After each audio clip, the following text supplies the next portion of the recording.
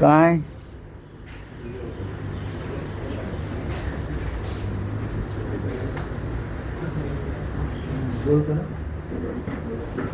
साहेब 2 दिवस दिल्लीत होता. लोकसभेचे विरोधी पक्षनेते राहुल गांधी यांच्याशी तुमची प्रदीर्घ चर्चा झाली, भेट झाली. काय राष्ट्रीय राजकारणावर काय म्हणतात राहुल गांधी आणि इंडिया अलायन्स वगैरेचं भविष्य काय, यावर काही चर्चा झाली? नक्कीच या विषयावर चर्चा होत असते. एकतर ते इंडिया आघाडीचे नेते आहेत, लोकसभेतले विरोधी पक्ष नेते आहेत. सरकारला त्यांनी कोंडीत पकडलेलं आहे आणि राहुल गांधीने जो दबाव निर्माण केला आहे विरोधी पक्षनेता म्हणून, सरकारच्या अपयशाची लखतरं जी त्यांनी टांगली आहेत राष्ट्रीय आणि आंतरराष्ट्रीय स्तरावर, त्याच्यामुळे नरेंद्र मोदी यांना त्यांच्या कॅबिनेटमध्ये मोठे रिशफल करावे लागतात. कॅबिनेटचा चेहरा त्यांना बदलावा लागतो. पण आमचं सगळ्यांचं असं म्हणणं आहे,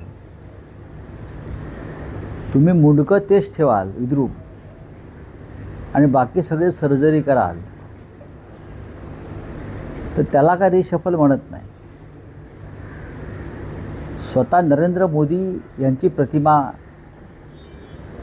फार घसरलेली आहे. अमित शहा यांना कोणतीच प्रतिमा राहिलेली नाही. मंत्री अपयशी आहेत. जवळजवळ 99% मंत्री मोदींच्या मंत्रिमंडळातले अकार्यक्षम आहेत आणि भारतीय जनता पक्षामध्ये मी हा शब्द मुद्दाम वापरतो कारण आम्ही केंद्रीय कॅबिनेटची ताकद पाहिलेली आहे. भारतीय जनता पक्षामध्ये एखाद दुसरा नेता सोडला तर त्या लायकीचे नेते केंद्रीय मंत्रिमंडळात काम करू शकतील असे कोणी दिसत नाही. एक शिवराजसिंग चौहान आहेत किंवा नितीन गडकरी आहे, ती मोठी नावं आहेत. बाकी सगळे राम भरोसे चाललेले आहे आणि त्याचा परिणाम देशाच्या विकासाच्या गतीवर आणि कार्यक्षमतेवर होतो. मोदींची प्रकृती बरी नाही असं माझं म्हणणं आहे. त्यामुळे मोदींना फार काम झेपत नाही. अमित शहा यांची प्रतिमा इतकी डागाळलेली आहे की ते गृहखातं चालवत नसून एखाद्या गुंडाप्रमाणे टोळी चालवतात वर्दीतल्या लोकांची, असं त्यांच्याविषयी उघडपणे बोललं जात आहे. आणि या सगळ्याचा परिणाम नरेंद्र मोदींच्या प्रतिमेवर गेल्या काही काळापासून झालेला आहे. मोदींना पटत आहे. या रिशफलमध्ये जोपर्यंत अमित शहाना बाजूला केलं जात नाही तोपर्यंत कोणत्या रिशफलला आता अर्थ उरलेला नाही.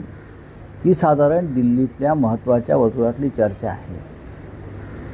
आता तुम्ही म्हणाल राहुल गांधींविषयी काय चर्चा झाली. राहुल गांधींविषयी नक्कीच महाराष्ट्रातल्या काही घडामोडी आहेत. राष्ट्रीय विषयांवरती त्यांचे सध्या जे काय भ्रमण सुरू आहे देशभरात, त्या संदर्भात चर्चा होत असते. आणि राहुल गांधींचं नेतृत्व आता मोदींना मागे टाकून खूप पुढे गेलेलं आहे. मोदी सत्तेवर आहेत म्हणून या क्षणी नेते आहेत. ज्या क्षणी मोदी सत्तेवर नसतील त्या क्षणी ते नेते नसतील. राहुल गांधींचं तसं नाही. राहुल गांधी या देशाचे अनडिस्प्युटेड लीडर झालेले आहेत आणि ते तुम्हाला आता दिसत आहे. दिल्लीत होता, दिल्लीतल्या वर्तुळातल्या बातम्या चर्चा तर तुमच्या कानी येतच असतात कारण केंद्रीय राजकारणात. आता तुम्ही एक महत्त्वाचं विधान केलं की मोदींची प्रकृती बरी नाही. काय असं त्यांच्याकडे पाहिल्यावर दिसत आहे की ते अस्वस्थ आहेत. मी त्यांना ऑब्झर्व करतो, त्यांना बोलताना, चालताना, गाडीत बसताना, आणि त्यांचेच लोक सांगतात जसे नेहरू थकले होते तसे मोदी थकलेत. शेवटच्या काळात नेहरू फार थकले होते आणि आता मोदी फार थकले आहेत. आणि इतक्या थकलेल्या माणसानं देशाचं नेतृत्व करू नये. राष्ट्रहितासाठी अमित शहा आणि मोदींनी आता दूर व्हायला पाहिजे. राष्ट्रहितासाठी जर राष्ट्र प्रथम असेल तर मग त्यासाठी त्यांनी सत्तेपासून दूर जायला पाहिजे आणि मार्गदर्शकाच्या भूमिकेत राहायला पाहिजे. याला देशसेवा म्हणतात ना.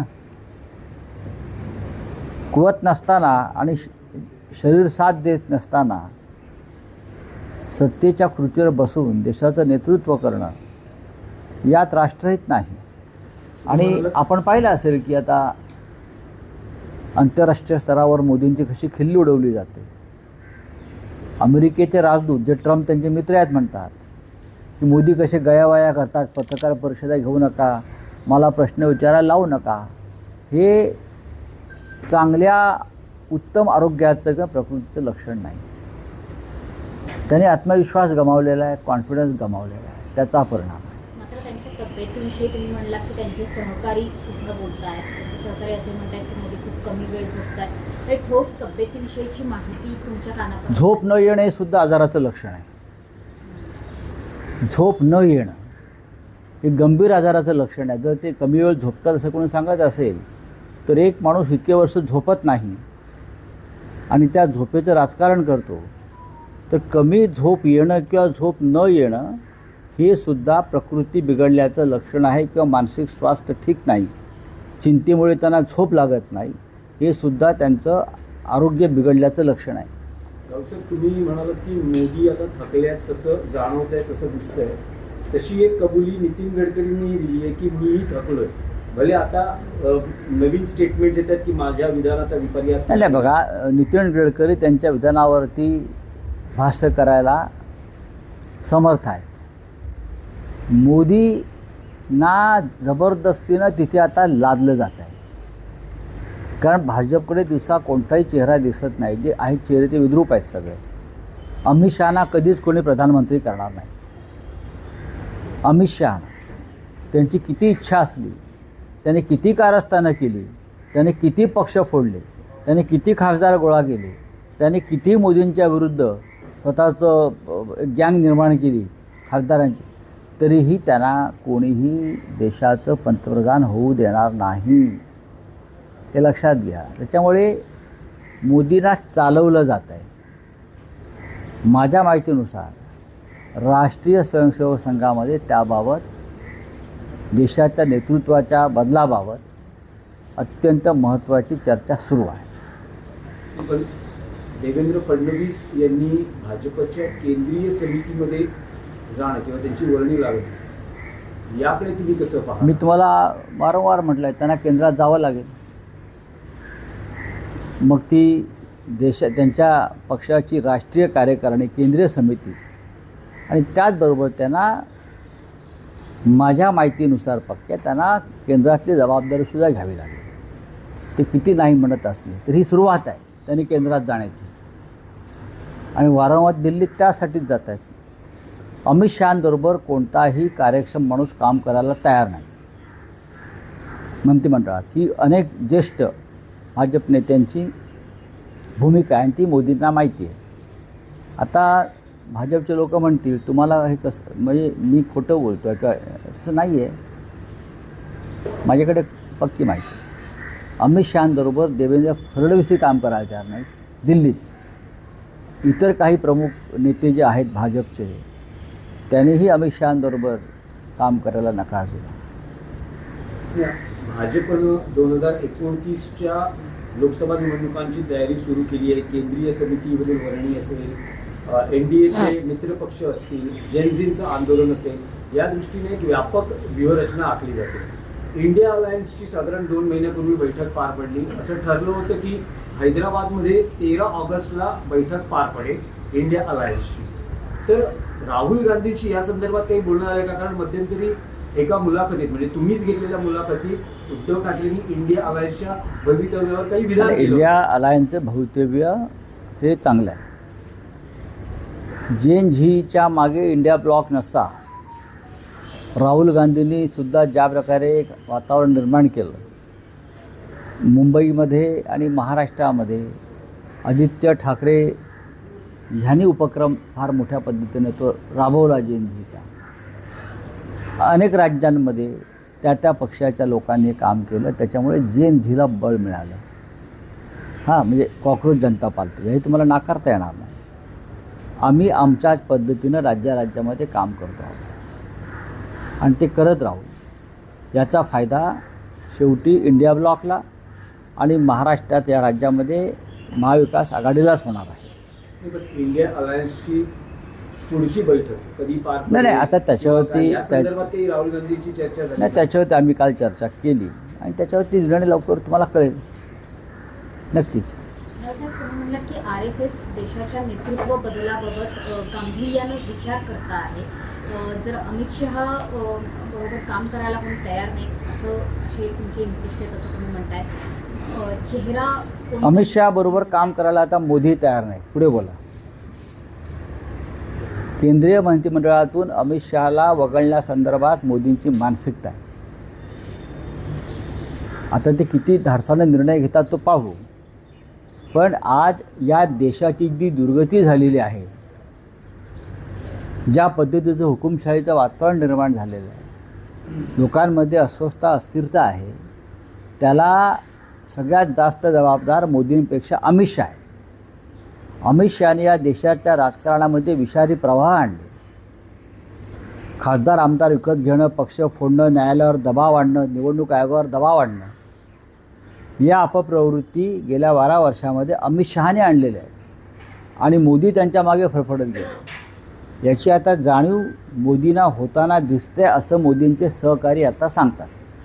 पण रावसाहेब, तुम्ही जे म्हणालात की संघ विचार करतो आहे देशाच्या नेतृत्वाबद्दल, हो, पण संघ अजूनही तितकाच ताकदवान आहे असं तुम्हाला वाटतं? कारण संघाचे जे 3 महत्त्वाचे अजेंडे आहेत त्यापैकी 2 अजेंडे नरेंद्र मोदींनी पूर्ण केलेले आहेत त्यांच्या नेतृत्वाखालील सरकारमध्ये. म्हणजे कोणते? म्हणजे राम मंदिर आणि 370 कलम आणि आता समान नागरी कायदा या संदर्भातही स्ट्रॅटेजी आणि सगळ्या, म्हणजे मोदी जर संघाचा अजेंडा पूर्ण करत असतील, पूर्ण बहुमत असेल, एखाद्या पक्षाचं पूर्ण बहुमत सरकारमध्ये असेल, पार्लमेंटला असेल आणि त्याचं नेतृत्व एखादा नेता करत असेल, तर त्या बहुमताच्या जोरावर तो आपला अजेंडा पूर्ण करू शकतो. हे लक्षात घ्या. मोदींच्या ठिकाणी जरी नितीन गडकरी असते, अरुण जेटली असते, तरी त्यांनी बहुमताच्या जोरावर त्यांचे अजेंडे पूर्ण केले असते. त्याचं श्रेय दुसरं कोणाला देता येणार नाही. 370चा अजेंडा पूर्ण केला. आज काश्मीरची परिस्थिती काय आहे? या स्वातंत्र्य दिनाला काश्मीरी पंडितांनी घराबाहेर पडू नये अशी ॲडवायझरी गृह खात्यानं दिली. हा 370 कलमाचं हा परिपाक आहे. अतिरेक्यांच्या अनेक टोळ्या या क्षणी काश्मीरमध्ये घुसल्याची इनपुट्स आहे. काश्मीरी पंडितांना स्वातंत्र्य दिन साजरा करता आला नाही, त्यांनी घराच्या बाहेर पडू नये अशी जर ॲडवायझरी अमित शहाचं गृह खातं देत असेल, म्हणजे काश्मीरमध्ये काय स्थिरस्थावर झालं आहे? कागदावरती 370 कलम हटवलं, पण काश्मीर आमचं झालं का? जोपर्यंत तिथे काश्मीरी पंडित आणि हिंदू निर्भयपणे वावरू शकत नाहीत, तरच 370 कलम हटवलं आणि त्याचा हिंदूंना आणि देशाला फायदा झाला असं म्हणता येईल. 2 दिवसापूर्वी काश्मीरमध्ये नव्यानं दहशतवादाच्या टोळ्या आलेल्या आहेत. ही माहिती आल्यावरती परत एकदा काश्मीरी पंडितांनी सार्वजनिक ठिकाणी जाऊ नये अशी ॲडवायझरी जर गृह खात्याला काढावी लागत असेल, तर ते अमित शहांचं अपयश आहे.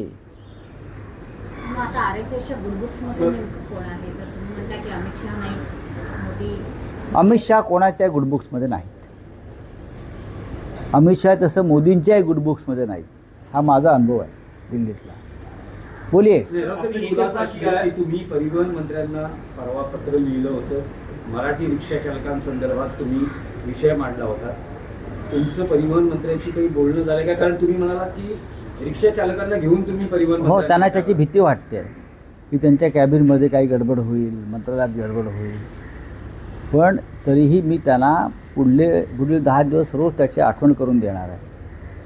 आणि मग पाहिजे तुम्ही जर हजारो रिक्षा चालकांच्या पोटापाण्याच्या प्रश्नासंदर्भात गांभीर्याने घेणार नसाल, त्यांच्या शिष्टमंडळाला भेट देत नसाल, तुम्ही निर्दय आणि क्रूर आहात मिस्टर प्रताप सर नाईक. तुमच्याकडे डेलिगेशन वेळ मागताय, तुम्ही करता काय? मग काम काय आहे तुम्हाला? एस.टी. तोट्यात आहे, तुमच्याकडे काम काय? मग जे नाके आहेत सगळे तिकडले कलेक्शन हे तुमचं काम आहे का? माझ्याकडे सगळी माहिती आहे, कोणत्या नाक्यावरून कुठे काय जात आहे ते. जर परिवहन मंत्र्यांकडे माहिती नसेल तर मी त्यांना देतो काय होतं आहे ते. रिक्षा चालकांच्या डेलिगेशनला त्यांना भेटावं लागेल.